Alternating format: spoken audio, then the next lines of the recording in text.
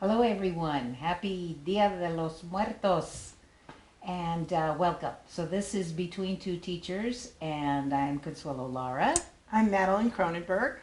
And before we go on, be sure and like us and share, please, and subscribe. And what else? Ring the bell. Oh, yes. So you'll know when an episode is posted. Yeah. Right now, I think we have one person who's rung the bell because he texts us after every episode. That's true. So, Hey, You wanna Madeline, what's with those two shirts? there is a disembodied voice Disembodied voice here. asking about the two shirts that we've added to the collection in the background. And one of them says, "Keep calm and ratify the ERA." And it has a picture of an outline of the state of Virginia with a 38 in it. And the other one has some language. And these two shirts are about the Equal Rights Amendment and the fact that next week, which is election day in the United States, the folks who are hopeful that we get an Equal Rights Amendment in the United States are looking to add the 38th state, which would make it possible. And the two states that can do this, that can ratify, that haven't ratified yet and could possibly do it, are North Carolina and Virginia. So a lot of work has gone in to try to, the way it works is they need to elect legislators who, when a vote comes up in their state legislature, will promise to vote for it rather than against it.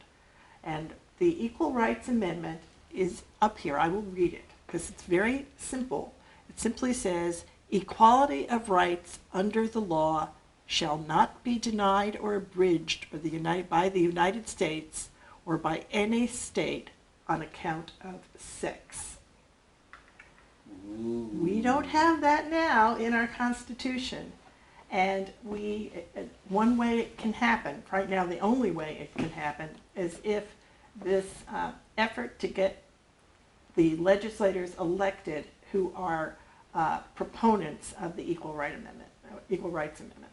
So I will put a link to ERA Yes and to the websites that are from both Virginia and from North Carolina. Obviously, I have supported. I've worn this shirt around, but I'm not in Virginia or North Carolina. So if maybe you are, whoever is watching, I do hope that you, if you know people, if you have friends and family in either of those states, please make sure that they're aware of this issue and that they vote, that they become ERA voters.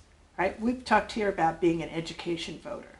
I'm an education voter on everything. I check out what somebody's position is on education. In this case, in Virginia and North Carolina next week, I would want to be an ERA voter. And it's very clear where people stand because this has become a centerpiece of these elections in these two states. So that's why we've got keep calm and ratify the ERA up there. Great. Cool. Thank you.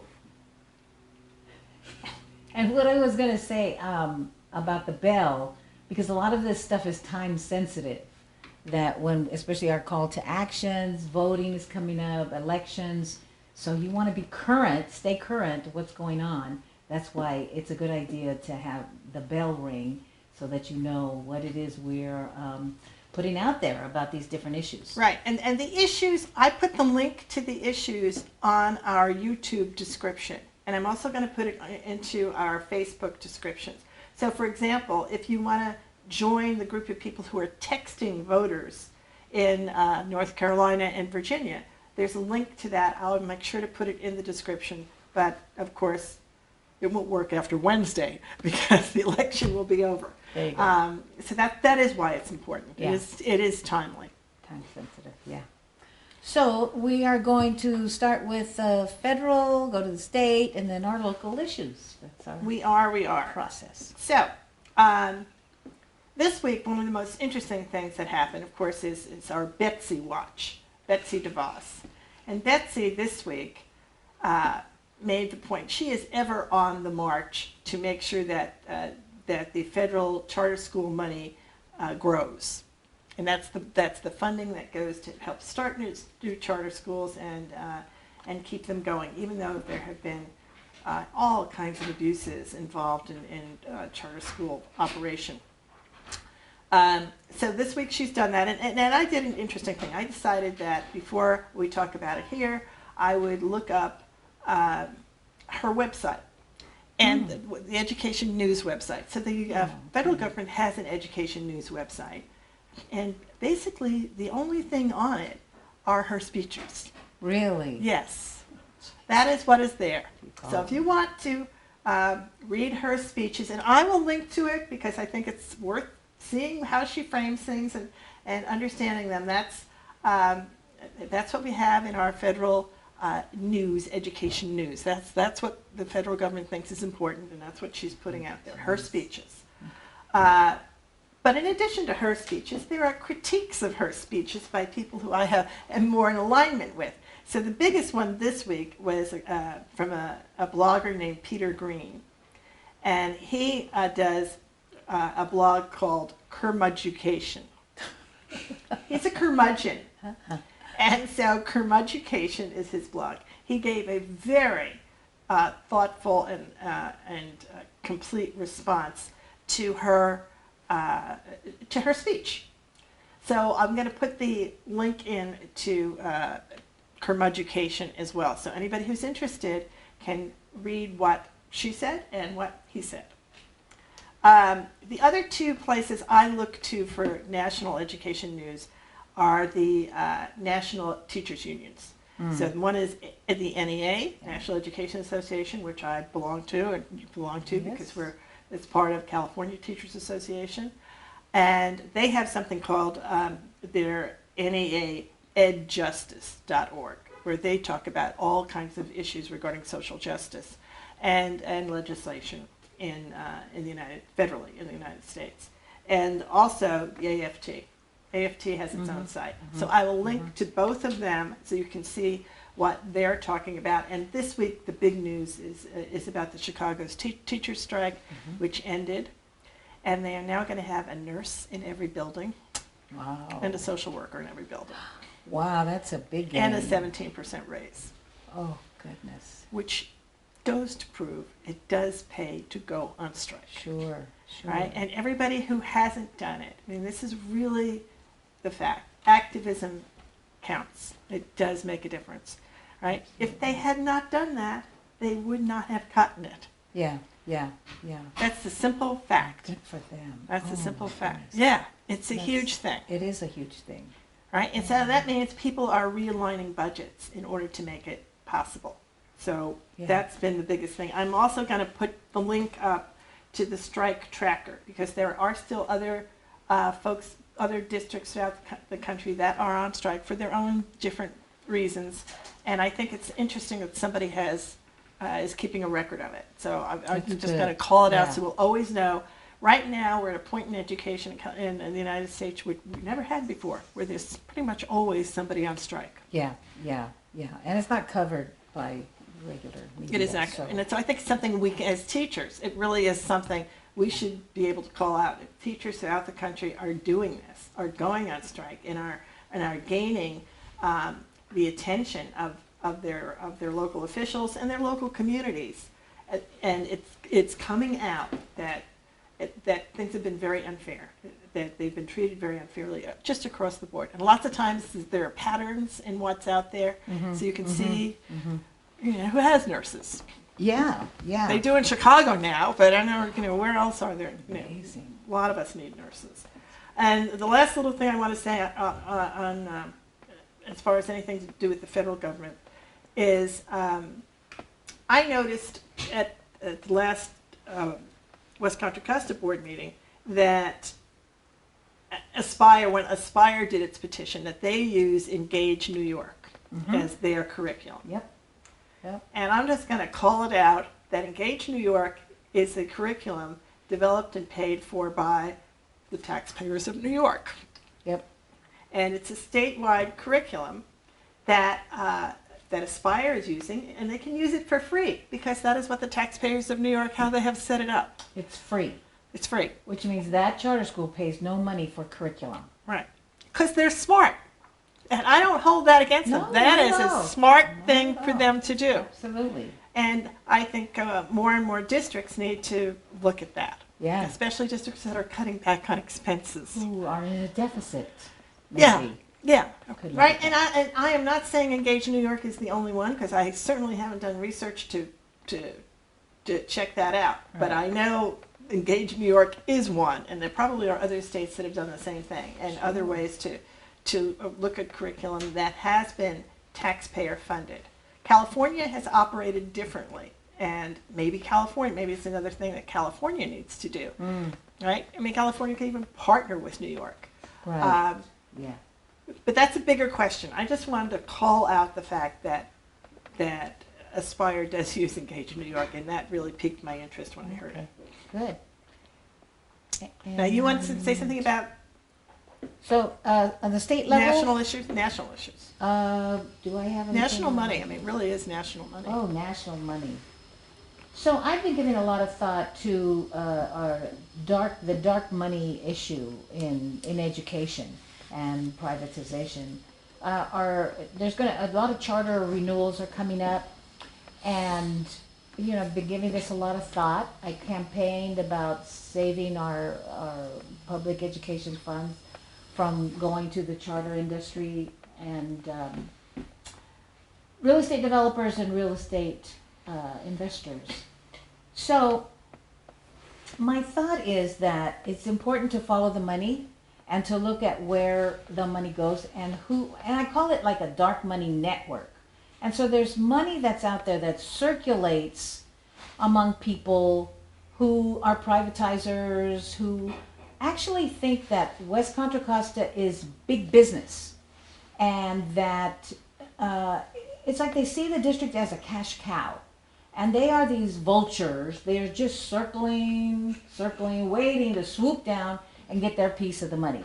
Whether they get a piece of our real estate, or they could get a piece of our money that's spent on curriculum, or how about professional development? I mean, there's a lot of ways that money can, under the guise of philanthropy, can get their fingers into our money, the money for our children.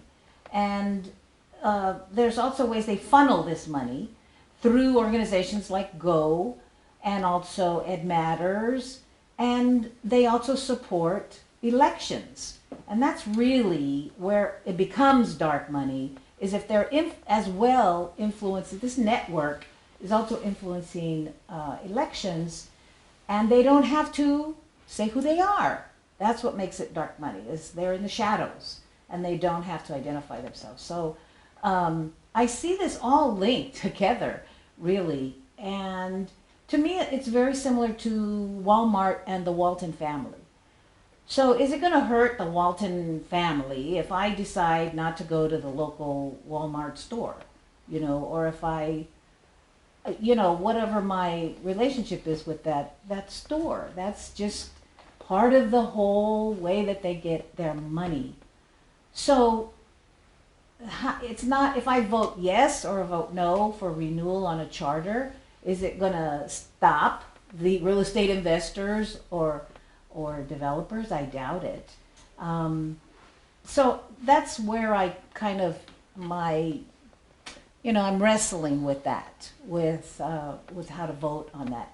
Because if I went to a Walmart store and started telling them about the family that's making billions, what would they say? Well, I need a job. This is, so that's how they work. They get people dependent. And then what are you going to do? You're kind of stuck. So that's kind of my thought process that's going on around all of this. And also I'm thinking about making waves. There's another thing I wanted to make a point of. Making waves is not under our oversight for the district. Yeah. The district, they go to the county. Right, because years ago the district denied it, and then they got approved their initial time by the county. Right. So at this point, there is however, they don't want renewal. They want to expand. So in Pinole, we have 4 schools out there that have less than 400 students at them.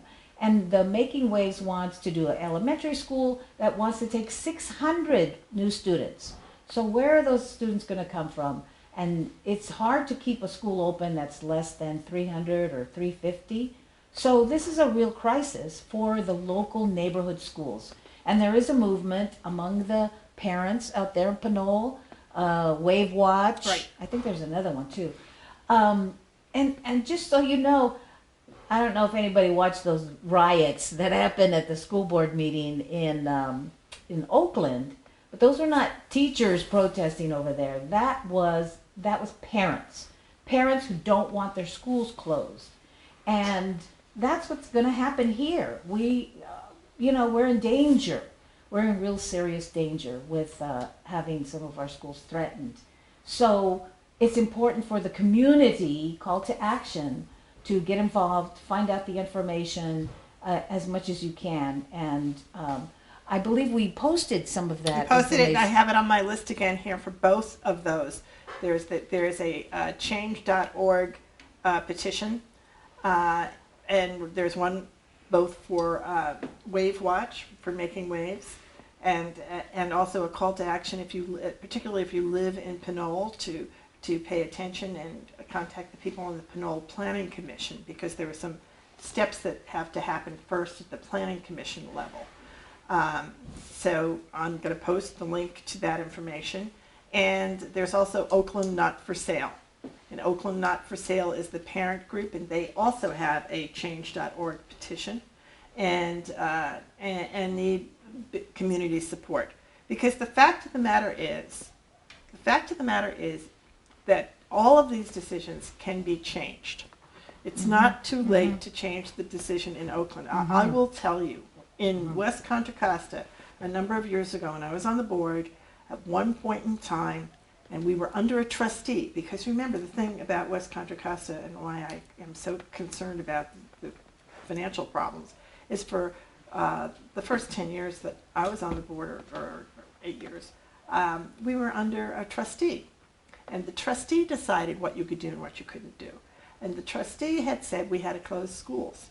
And the only way we wouldn't have to close the schools that she had on these lists was if we found extra, we, the board, there's no other we at that time, we, the board, went out and found extra money to keep the schools open.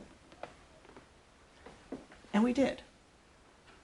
And we did. Wow. Because what we did was go to the cities and that is how the city of Richmond and the city of San Pablo wound up giving us money every year to make up for the money that we would have been able to recover had we closed those schools.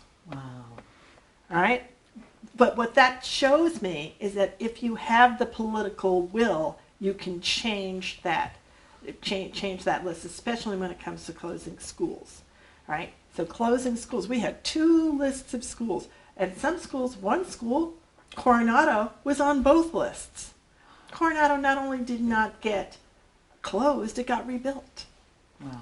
Wow. It got rebuilt because of the political will Yeah. of the parents of the Coronado community and the board members who partnered with them to save it. Yeah, the cities play such an important The role. cities, Yes. but the cities need to be activated Parents. to become partners Yeah. in all of this. And in Absolutely. Oakland, I don't know if that's going to happen Yeah, in Oakland. I don't know what's. They're a mess. But Unfortunately, But over that there. board meeting did show the incredible power and energy and emotion that Yes, people have, that yes. families have with their community, their local community school. So painful. Yeah, it is for incredibly sure. painful. So- And that will happen in Pinole. You're absolutely right. There's no question that there's not an extra 600 children that won't wind up closing the elementary schools of Pinole. And that will also then have a huge impact on who will be available to go to Pinole Valley High School. Because those schools, there won't be any feeder schools to Pinole Valley anymore. So here we have built this brand new school in Pinole Valley, and it's essentially being undermined by the possibility of these children going to a charter school, which has its own high school. exactly. Yeah. None of those children would go to Pinole Valley. Yeah. Yeah. So it is a big issue. It's a big issue. It's very threatening. You know, as a board member, I have all my passion projects. This is just like this dark cloud over everything. Right. You know, that has to be dealt with, or more like a dragon. I'm over here slaying dragons and trying to do this wonderful work. Do we have time for me to talk about my Yes, go right ahead. passion projects? I think we should go right to that. Okay. So, and a shout out to Gateway, Dr. DeVos and Jose Camacho for inviting me to come and speak. Some of my former students were there. It was wonderful. It was just, it was an honor to be there and to share my perspective and my advice to them. Trauma-informed care, we're moving along on that, and getting a lot of real positive response. And we also have a safety committee meeting coming up November the 14th at Alvarado. So if you want to learn more, please come to one of those. And of course, CTE is also moving along. We did our first presentation of saying, okay, here's what we have so far. And next is our plan, our master plan for implementation. So stay tuned for that as well. Also they're all big, arts equity. That's also moving along, and we are finding where the holes are in terms of equity in the arts. So that's the first step, is looking at where do we need improvement in the arts. Another thing is ethnic studies resolution. I should call it ethnic and social justice studies. We've written a new resolution. You can look forward to it being on the agenda soon, but I'm very excited about this. It's something we really need in this district. I mean, what percent? You're going to fill out that resolution form, right, to get it on the agenda? Oh, stop. I won't go there. But we have to get it on the agenda. We have to get it on the agenda. That's the important thing. It will come up soon, so I'm sure. And then last other project is about workforce housing. We support that as well, and we got a great idea about how we can use our property, not have to rebuild or, we just tear down the buildings and flatten it out, and we could put little villages of tiny houses. There, our disembodied There voice you is a go. fan of the tiny house Disembodied idea. had improved. So that's a thought. We got to think outside the box. We got to be creative. That doesn't mean we don't pursue other things as well, but add that in the mix. Right, and we don't have to take the no for an answer. What we received before was all the reasons we couldn't do anything on these other properties, and instead we would have to trade them. Right, that's what Dr. Yes, Wold to trade suggested. properties But we to get could, an apartment we could, complex. we could keep our properties, and we could, in fact, consider this opportunity to partner with our cities. Yep. And then use the properties for tiny house villages, so that people who are downsizing, I mean, if for our own members of our workforce, there are many folks who, not everybody, of course, certainly not everybody's going to want every living situation, but there could very likely be a great number of people who would be interested in living in those properties, and it would be an income stream for the district. Yay, revenue generating. Yep. And that's what we need. Yep.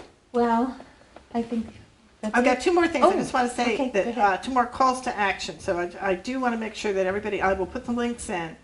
So I'm going to put the links in for the ERA, which I really do hope you do. And then there's the Oakland call to action.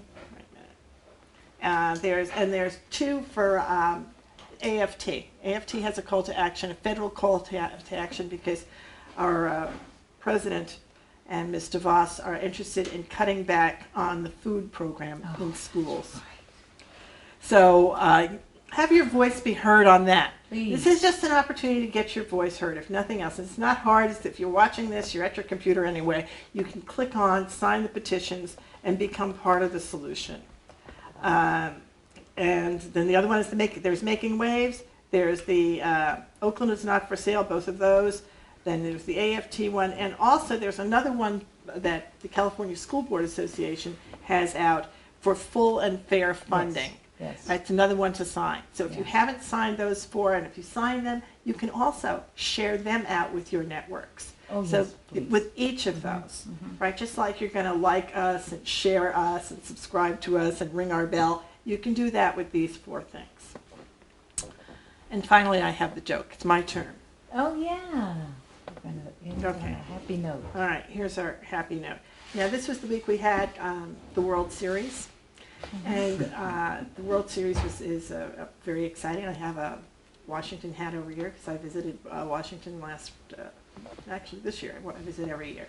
But what struck me at the World Series is how much these players get paid.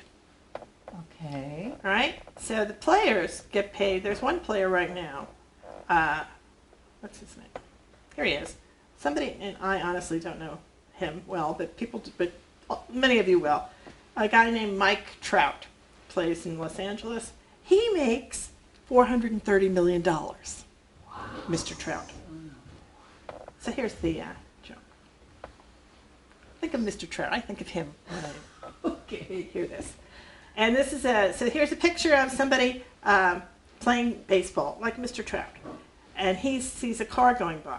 And he says, well, there goes another school teacher who makes $10 million a year or $430 million a year while I'm working my butt off paying professional baseball and I can only pay my rent.